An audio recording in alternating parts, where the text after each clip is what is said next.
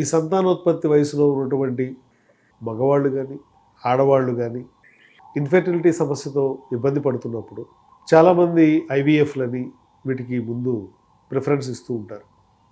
కానీ మీరు కనుక ఎక్కువ బరువు ఉన్నప్పుడు, మార్బిడ్ ఒబేసిటీ ఉన్నప్పుడు, సూపర్ మార్బిడ్ ఒబేసిటీ ఉన్నప్పుడు ఎటువంటి ట్రీట్మెంట్స్ కానీ చికిత్సా విధానాలు కానీ మీకు ఉపయోగపడవు. ఈ ఇన్ఫెర్టిలిటీ పోవాలి అంటే బరువు తగ్గి తీరాలి. సో ఎవరైతే ఈ సర్జరీలు చేయించుకొని ఎప్పుడైతే వాళ్ళు బరువు తగ్గుతారో, మగవాళ్ళల్లో అయితే సెక్స్ సామర్థ్యం పెరుగుతుంది, ఆడవాళ్ళల్లో అయితే వాళ్ళ యొక్క ఓవం ప్రక్రియ సరిగ్గా జరిగేటువంటి అవకాశం ఉంటుంది. అందువల్ల వాళ్ళకి ప్రెగ్నెన్సీ ఇంకా బెటర్గా రావడానికి అవకాశం ఉంటుంది. చాలామంది అడుగుతుంటారు, ఈ సర్జరీ తర్వాత ప్రెగ్నెన్సీ వస్తుందా మా అమ్మాయికి అని. 100కి 100% ప్రెగ్నెన్సీ వచ్చి తీరుతుంది. ఎందుకు? దీంట్లో కూడా మళ్ళీ పెద్ద లాజిక్ ఏమీ లేదు. అంతకుముందు ఈ నాళాల్లో ట్యూబుల్లో కూడా ఫ్యాట్ చేరుకుని ఉంది. ఇప్పుడు ఆ ఫ్యాట్ కరిగిపోయింది. అందువల్ల ఓవం తయారవడానికి కానీ ప్రయాణించడానికి కానీ అడ్డంకులు లేవు. అందువల్ల ప్రెగ్నెన్సీ వస్తుంది. కొందరిలో బోన్ డెన్సిటీలో కూడా తేడాలు వస్తాయి ఈ వెయిట్ వల్ల. అందువల్ల వయసు వస్తున్న కొద్దీ బరువు పెరగడం వల్ల ఆస్టియోపోరోసిస్ వచ్చేటువంటి అవకాశం ఉంటుంది. మామూలుగా కూడా వస్తుంది. దానికి తోడు వెయిట్ కూడా ఉంటే విపరీతమైనటువంటి జాయింట్ పెయిన్స్ వస్తూ ఉంటాయి. పెద్ద పని చేయం కానీ పెయిన్స్ ఉంటాయి. వీటికి మళ్ళీ ట్రీట్మెంట్లు, రకరకాల ట్రీట్మెంట్లు చేయించుకునే బదులు డెఫినెట్గా మీరు బెరాట్రిక్ సర్జరీ కన్సిడర్ చేయొచ్చు. అట్లాగే దమ్ము వస్తూ ఉంటుంది. కొంచెం దూరం నడిచినా 4 అడుగులు 10 అడుగులు వేసినా కూడా ఇంకా నడవలేరు.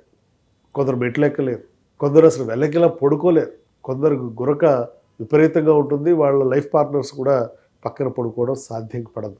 దానివల్ల ఎమోషనల్ ఇష్యూస్ కూడా వస్తూ ఉంటాయి. ఇవన్నీ పోతాయి, రివర్స్ అయిపోతాయి బెరాట్రిక్ సర్జరీ తర్వాత. అగైన్ సైంటిఫిక్ లాజిక్, ఎక్కడెక్కడైతే ఫ్యాట్ జమ అయిందో ఆటోమేటిక్గా ఆ ఫ్యాట్ అంతా కరిగిపోయి మీరే వాడుకుంటున్నారు. సో దానివల్ల ఇదంతా కూడా బెటర్మెంట్ జరగడానికి అవకాశం ఉంటుంది. అలాగే మరి కొందరిలో ట్రైగ్లిజరైడ్స్ కంట్రోల్ కావు, బై బర్త్ ఎక్కువ ఉంటాయి. కొందరికి వెయిట్ పెరిగిన కొద్దీ ఇంకా పెరుగుతాయి.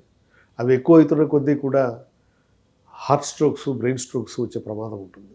ఒక్కసారి హార్ట్ ఇష్యూ వచ్చినా, బ్రెయిన్ ఇష్యూ వచ్చినా లైఫ్ టైం ట్రీట్మెంట్ అది. చిన్న వయసులోనే మనం చాలామంది చూస్తుంటాం స్టెంట్లు వేసేస్తున్నారు.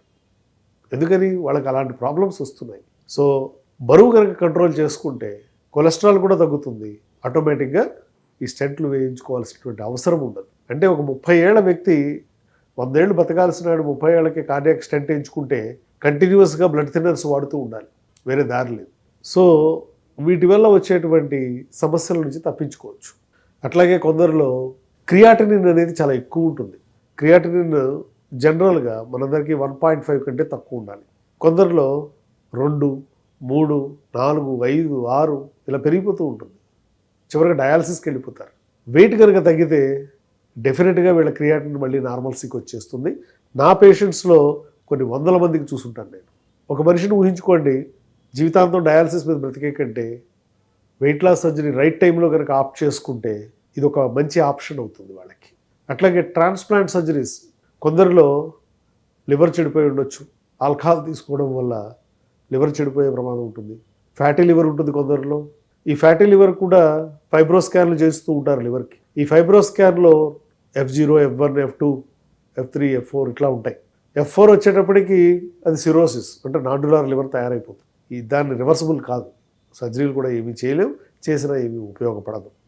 సో ఎప్పుడైతే మ్యాక్సిమం F3 స్టేజ్ వరకు ఈ బెరాట్రిక్ సర్జరీ అనేది డెఫినెట్గా హెల్ప్ చేస్తుంది. వాళ్ళ లివర్స్ అన్నీ కూడా మళ్ళీ నార్మల్ అవ్వడానికి అవకాశం ఉంటుంది. కొందరికి ఎప్పుడైతే లావు పెరుగుతారో ఇక్కడ డయాఫ్రమ్ అని ఉంటుంది మనందరికీ కూడా.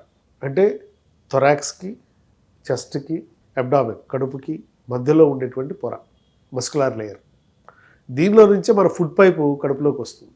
ఇది ఎప్పుడైతే మనం పెరుగుతున్న కొద్ది పరిమాణం న్యాచురల్గా ఈ హోల్ కూడా పెరిగే అవకాశం ఉంటుంది. దాన్నే హైయటస్ హెర్నియా అని కూడా అంటాం.